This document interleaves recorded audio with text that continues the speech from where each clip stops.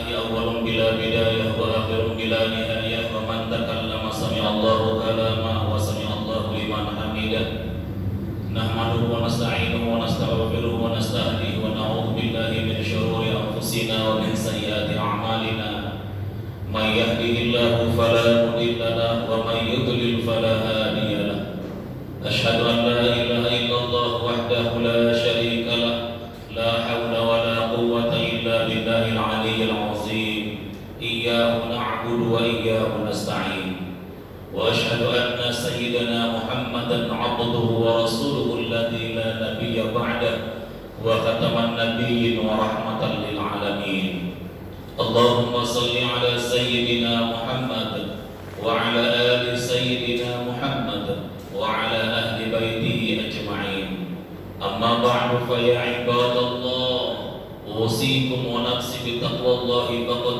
فاز المتقون قال الله تعالى في كتابه الكريم أعوذ بالله من الشيطان الرجيم بسم الله الرحمن الرحيم يا أيها الذين آمنوا اتقوا الله حق تقاته ولا تموتن إلا وأنتم مسلمون وقال الله تعالى يا أيها الذين آمنوا اتقوا الله ولتنظر نفس ما قدمت لغد واتقوا الله إن الله خبير بما تعملون وقال الله تعالى لن ينال الله لحومها ولا دماؤها ولكن يناله التقوى منكم صدق الله العظيم Ma'asyiral muslimin wa zumratas salihin rahimakumullah.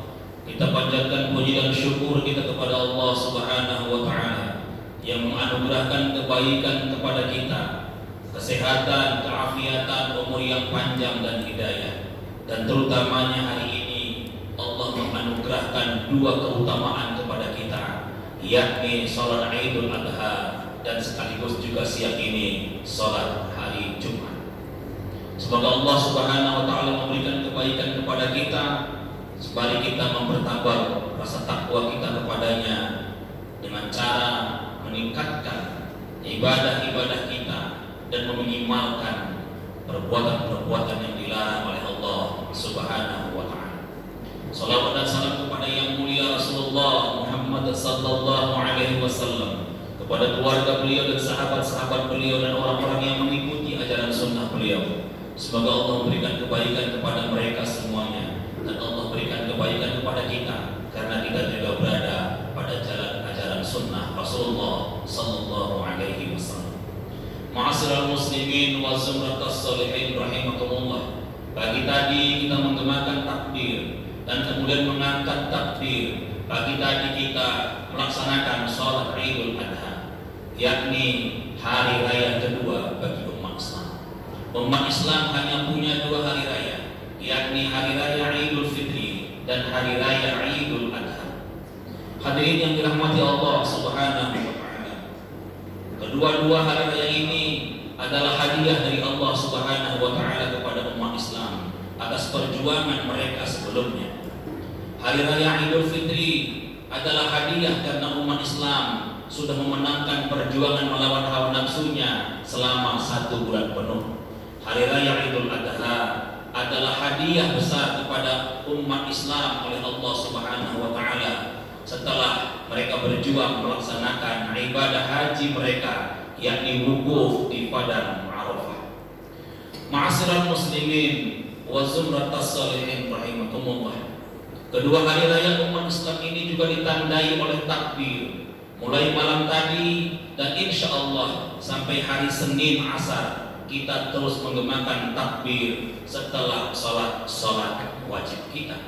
Disunnahkan kita untuk menggemakannya selama 4 hari ke depan ini. Mengapa hadirin yang dirahmati Allah Subhanahu wa taala? Ketika kita merayakan kemenangan kita, kita harus bertakbir kepada Allah Subhanahu wa taala. Walitukabbirullaha ala ma hadakum wa la'allakum tashkurun, kata Allah Subhanahu wa taala. Dan hendaklah kamu bertakbir membesarkan asma Tuhanmu sebagaimana yang telah Ia berikan hidayah kepadamu. Semoga dengan itu kamu menjadi orang-orang yang bersyukur. Demikian Allah Subhanahu wa taala berfirman, Mengapa dalam gerakan-gerakan sholat kita pun kita disuruh untuk bertakbir? Adalah karena Allah Subhanahu wa Ta'ala sedang mengajarkan kepada kita bahwa sebuah kemenangan yang engkau dapatkan dari perjuanganmu bukanlah hasil perjuanganmu sendiri, tapi di dalamnya ada campur tangan Allah Subhanahu wa Ta'ala. Kalau bukan karena hidayah dari Allah, kalau bukan karena kebaikan dan kekuatan yang Allah berikan, maka tak mungkin kita mendapatkan sebuah kemenangan. Karena itu umat Islam diajarkan Allah, sekalipun kita merayakan kemenangan atas perjuangan berat yang kita lakukan, tetaplah kita membesarkan asma Allah dan tetaplah kita mengatakan bahwa kemenangan ini adalah kemenangan dari Allah Subhanahu wa Ta'ala.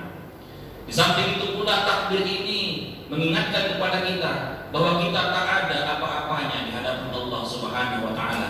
Kita bukan siapa-siapa. Kita hanyalah setitik debu di begitu besarnya bumi yang Allah ciptakan ini. Karenanya maka tak pantas kita melakukan kesombongan di hadapan Allah Subhanahu wa Ta'ala. Kalau hadirin yang dirahmati Allah Subhanahu wa Ta'ala, kedua hari raya umat Islam Idul Fitri dan Idul Adha juga ditandai oleh dua makna, yakni makna Rabbani dan makna insani. Makna Rabbani adalah penyerahan diri total kita kepada Allah Subhanahu wa Ta'ala dalam sujud-sujud kita di salat-salat kita, yakni salat Idul Fitri dan salat Idul Adha. Dan kemudian ada makna insani di sana. Lihatlah hadirin yang dirahmati Allah Subhanahu wa Ta'ala, ada makna kemanusiaan di dua hari raya umat Islam.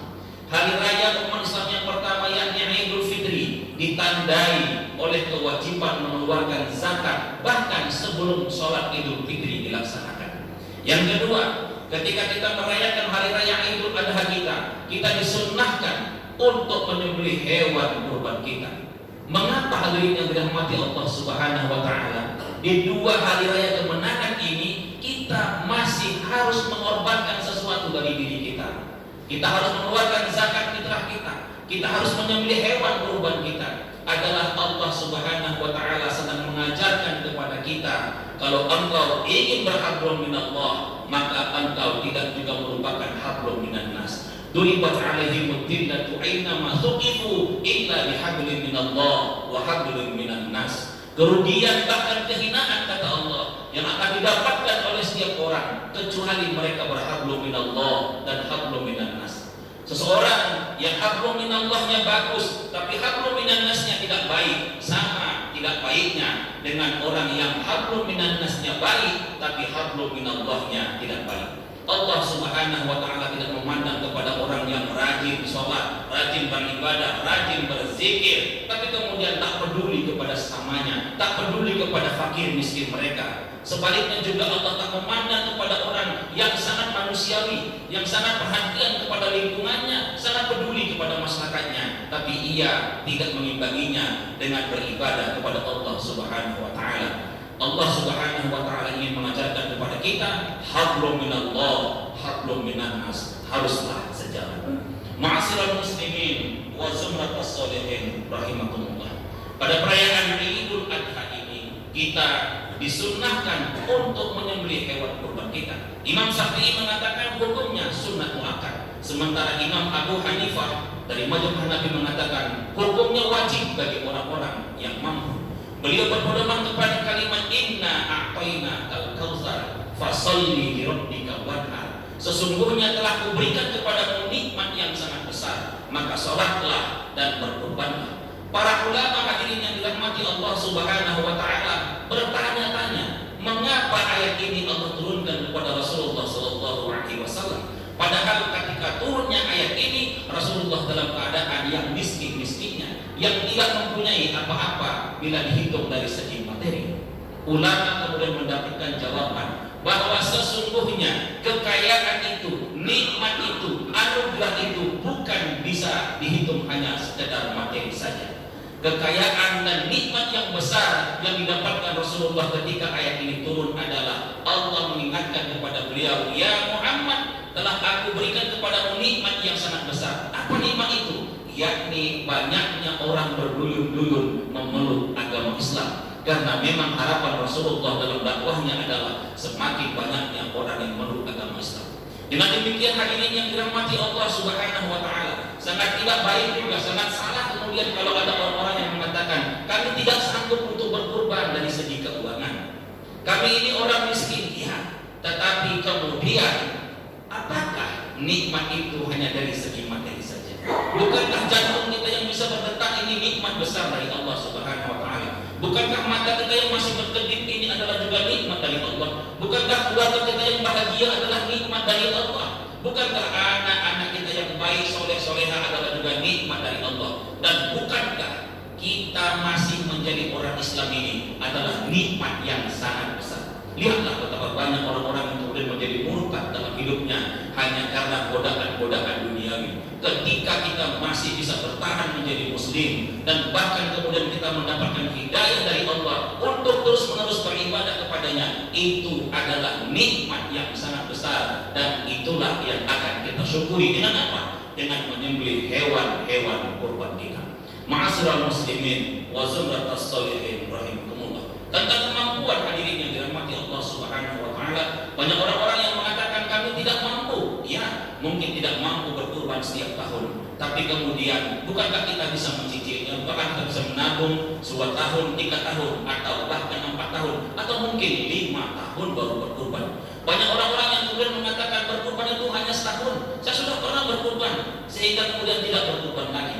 Berkurban itu sebaiknya setiap tahun, karena setiap tahun, setiap bulan, setiap hari, setiap saat Allah menganugerahkan kebaikan-kebaikan kepada kita, dan kita pantas untuk mensyukurinya. Ma'asyiral muslimin wa zumratas sholihin rahimakumullah. Ada orang-orang yang mampu berkurban setiap tahun dan membayarnya cash, tapi ada orang-orang yang punya kemampuan mencicilnya setiap bulan atau kemudian menabung selama bertahun-tahun. La yukallifullahu nafsan illa wus'aha, bahwa Allah tidak akan membebani seseorang kecuali di batas kemampuannya. Karena hadirin yang dirahmati Allah Subhanahu wa taala, khatib hanya ingin menunjukkan sedikit saja tentang bagaimana kemungkinan kita bisa melakukan kurban kita pada tahun-tahun yang akan datang. Bila kita berniat untuk berkurban, karena niat itu sangat penting, innamal a'malu binniyat, maka insyaallah Allah akan bersama dengan niat kita. Jika memang berkurban itu dengan biaya Rp2.200.000 misalnya, 1 ekor kambing atau 1/7 lembu, bila kita berniat ingin berkurban setiap tahun, maka itu artinya kita menabung 184.000 per bulannya. Kalau kita berniat untuk berkurban 2 tahun sekali dengan harga Rp2.200.000, 1/7 lembu atau 1 ekor kambing, maka kita hanya menabung 92.000 per bulan. Dan kemudian bila kita ingin berkurban 3 tahun sekali dengan harga kurban Rp2.200.000, kita cukup menabung hanya Rp62.000 per bulan. Itu artinya cuma Rp2.100 per hari. Dan jika kita berniat menabung untuk kurban 4 tahun sekali, maka dengan harga kurban Rp2.200.000 cukup bagi kita menabung setiap bulan hanya Rp46.000 per bulan, dan itu artinya hanya Rp1.600 per hari.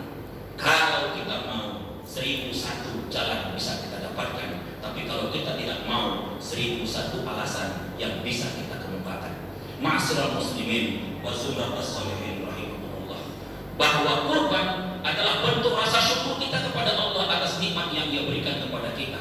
Selain nikmat kebahagiaan, nikmat keluarga, nikmat materi, nikmat Islam, ada nikmat yang besar lagi yang Allah anugerahkan kepada kita. Nikmat apa? Nikmat selamatnya anak-anak kita dari pengorbanan. Andai kata Allah Subhanahu wa taala dahulu mengizinkan dan membiarkan Ibrahim menyembelih anaknya Ismail saat itu, maka sebagai bentuk bahwa kita juga taat kepada Allah Subhanahu wa taala, kita mengikuti sunnah Rasulullah melalui sunnah Nabi Ibrahim alaihissalam, maka hari ini kita harus menyembelih 1 anak kita sebagai bentuk pengorbanan kepada Allah Subhanahu wa taala. Seakan-akan Allah ingin bertanya kepada kita, mana lebih utama, mana lebih berharga 1 nyawa anakmu dibandingkan seekor kambing yang hanya harganya Rp2.200.000. Di samping itu hadirin yang dirahmati Allah Subhanahu wa taala, Allah kemudian menjanjikan kepada orang-orang yang pandai bersyukur dengan kalimat la in syakartum la azidannakum. Kalau kamu bersyukur, maka aku akan menambah nikmatku kepadamu. Dan ini adalah janji Allah Subhanahu wa taala, dan janji Allah adalah sesuatu yang pasti. Semoga Allah Subhanahu wa taala memberikan kesempatan kepada kita untuk bisa berkurban pada hari-hari yang akan datang. Dan hari ini jika kemudian kita mengambil dari kurban bagian kita, maka berdoalah dengan dua doa. Doa yang pertama, semoga Allah memberikan keberkahan kepada orang yang berkurban. Dan doa yang kedua, semoga Allah memberi kesempatan kepada kita untuk suatu hari nanti bisa menyembelih hewan kurban kita sendiri. Fa'tabiru ya ulil albab. Barakallahu li wa lakum fil Qur'anil azim wa nafa'ni wa iyyakum bima fihi minal ayati wa dzikril hakim wa taqabbal minni wa minkum tilawatahu innahu huwal ghafurur rahim wa ya